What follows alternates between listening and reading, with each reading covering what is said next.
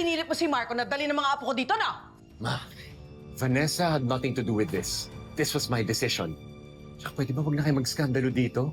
Paalis na rin naman kami. Talagang aalis kayo dahil hinding-hindi ko hahayaan na madungisan ang isip ng mga apo ko sa impyernong ito. Ang kapal din talaga ng mukha mo, no? Gagamitin mo pa yung mga apo ko para magpaawa? Akala mo, hindi ako sanay dyan sa mga pakulo mo? Ma, pwede ho ba? Huwag sa harap ng mga bata. Ma, mahawa ka naman please. May sakit na ngayong tao, huwag mo nang palalain pa. Eh, sakit?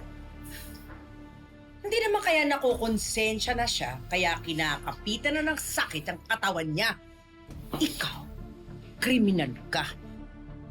Wala kang karapatan maging nanay ng mga apo ko. Hindi na ako papayag na malapitan mo sila.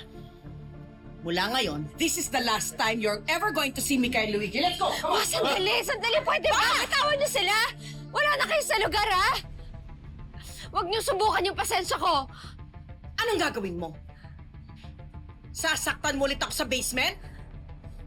Mamamatay muna ako bago ko payagan na mahawakan mo ako ulit, hayop ka!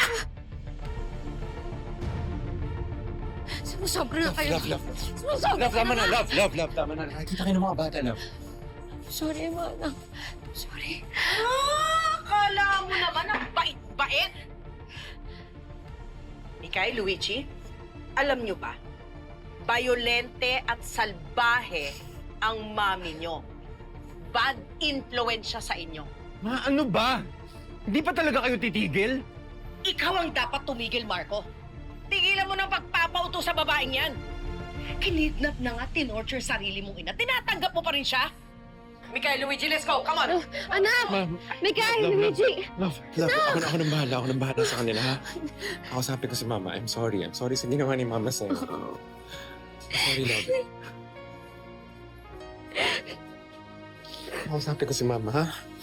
I'm sorry, baby.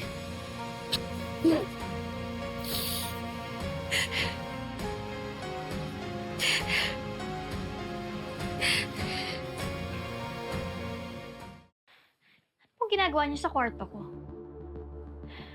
Hindi niyo dapat pinapakialam yung mga gamit ko. Hindi niyo dapat ginagawa yon. Yung pagiging mabuti niya, pakitang tao niya lang yun. Delikado si Angel. Hindi siya normal. I would watch my tone if I were you, Angel. Baka nakakalimutan mo pamamahay ko ito at nakikituloy ka lang. Pasensya na po, Tito. Ayoko lang kasi yung mga taong nakikialam ng mga gamit ko.